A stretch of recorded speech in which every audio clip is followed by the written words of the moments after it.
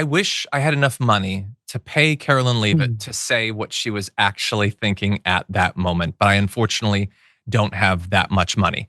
Her husband does, I think. But anyway, yeah, so she's watching him. The mother of, I think, a couple of his many kids are watching him as he not only balances a fork and a spoon on his finger, but he does it forever.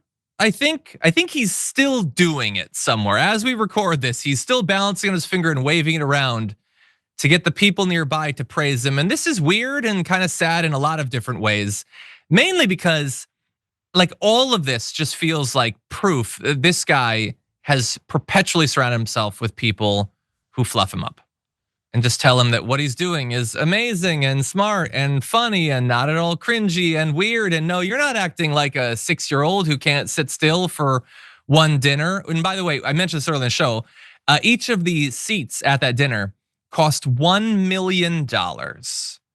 And that was what he was doing. He was waving his silverware around.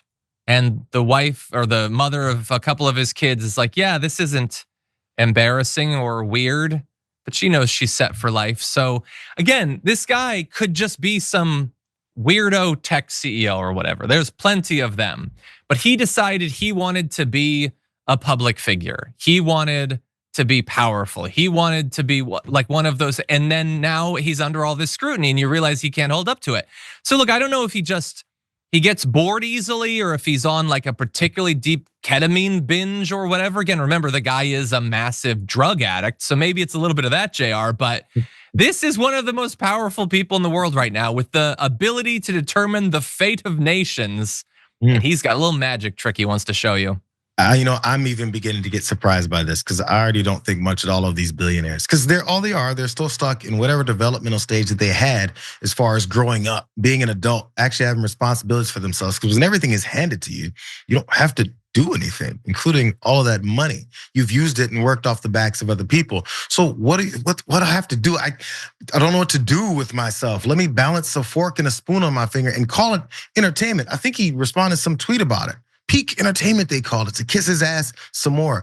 I mean, it's fine if it's a little fun party trick you wanna do, but this is like, has to become like a praiseworthy moment. Why does that have to be praiseworthy? I don't care if it's a little stupid trick people do, it's fine. I know people tie their napkins into like, the animals and stuff, and that's fine. I'll not do that, so I'm a little amazed by it.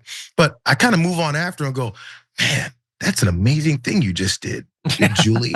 You tied a napkin to make it look like a chicken. That's amazing. It's kind of funny. And then you move on. This has to become like a blown up thing where suddenly he's this genius and he has to then post about it. Again, how come this guy who's sleeping in whatever Doge office that he took from somebody on a cot, as Brian Kilmeade said, because he's sacrificing so much for us, how come he has the time to stand there and balance spoons? I thought he's working so hard for the American people. I thought he's tireless. I thought he's a genius. So this is the guy who saved 2 people from outer space.